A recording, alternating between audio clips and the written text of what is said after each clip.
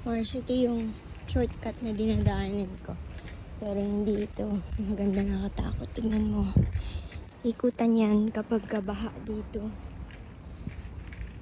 Tapos sabi nila mag-ingat daw ako maglakad dito kasi may mga ahas daw. Pero shortcut kasi to papuntang bayan. Tapos tingnan mo, yuyuko ka. Bridge kasi yan, daanan yan ng tren. Ayan. Doon yung main road. Pag dumaan ako sa main road, kalahating oras ko lalakarin ang papunta sa town. Pero pag dito, 10 minutes lang. Kaya maganda dito. Tingnan mo, ang dami doon dumadaan. Pero ang dami kasi nagdodroga dito. Kaya nakakatakot. Although marami pa naman kasing tao ngayon, kaya ayos lang. Sila Marso. Ayan, dami nila. Lapit na ako sa market. I mean sa town. Ayan. Ayan sila. Yung mga nakapula na yun, nag-practice yun mag-kayak. Pero rowing ang tawag nila.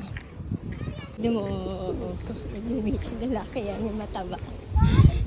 Yan sila. Yan, sinihan yan. Uso dito ang sinihan, Mars. Hindi kagaya sa atin dyan. Alam mo yung Netflix dito, hindi lahat may ganun, hindi katulad sa Pilipinas ba?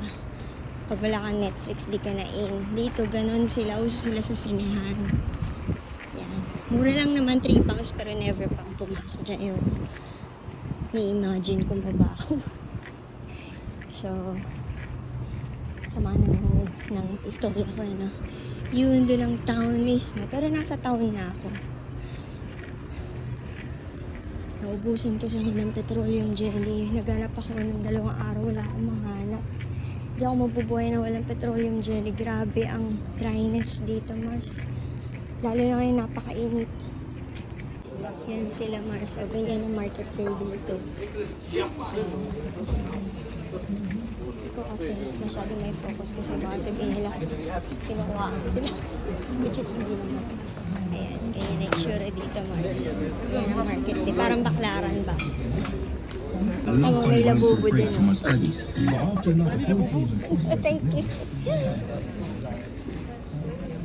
Diba? Kaya, mapuputi lang sila. Maganda lang silang tingnan. Pero mas maganda dyan sa Pilipinas. Kala mo ba?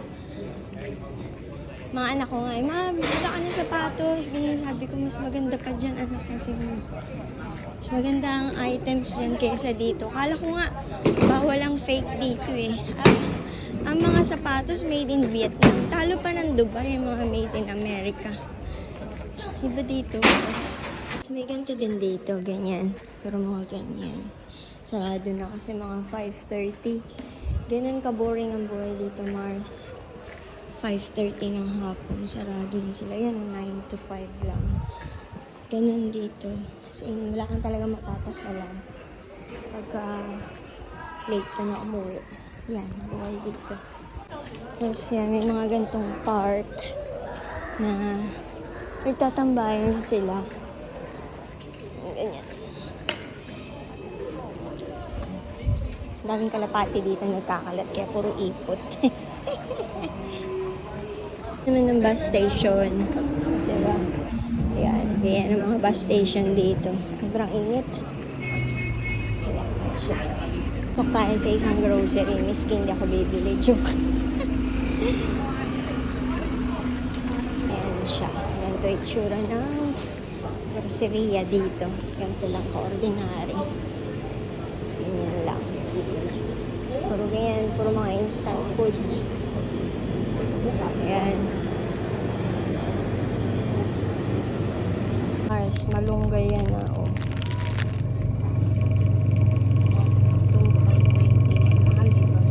Maliit na simbahan lang to, pero ang simbahan nila, hindi siya bukas sa lahat ng tao. Catholic church to. Mars, oh, nakalock. Restaurant dito, puno na sa gantong oras. Wala na masyadong, sarado na kasi. Mga tindahan, mga inuman dito, gantong oras. Yan ang ginagawa na, tignan mo, ang daming tao, Mars. Sobrang puno yan.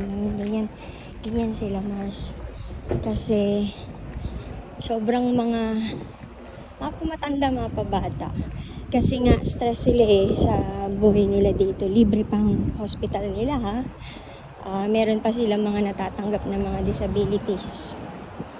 Ganun dito. Kumbaga, mas napupuno ang mga inuman, mga tindahan ng sigarilyo, vape, yan. Sobrang, in demand. Yan. Naglalakad na ako pa uwi. Yun. Balik ako dito sa ilog.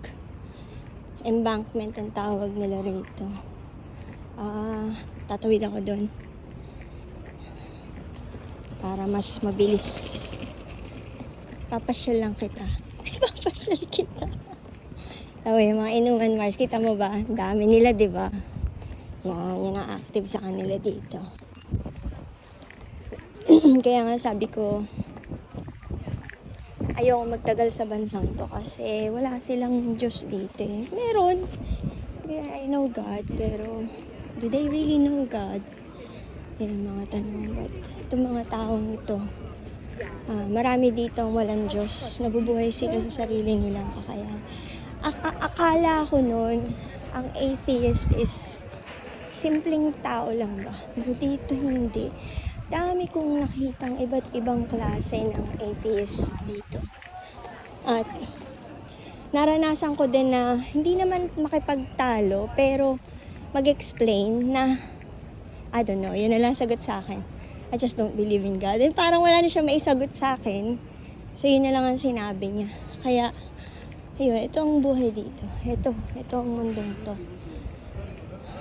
Pag wala ka dito, ang tingin natin, nung wala pa ako dito, well, hindi ko alam ang UK noon eh. Ang alam ko, ang pangarap ko na napuntahan is New Zealand. Hindi lang talaga ako makapasa sa English test.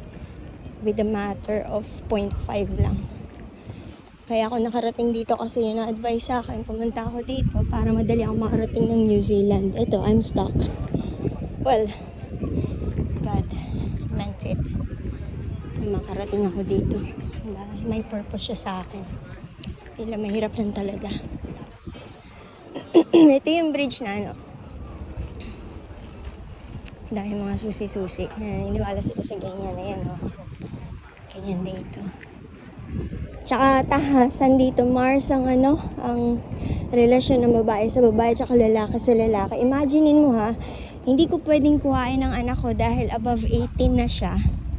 Pero kung may asawa akong babae, pwede ko siyang kuhain. Yun.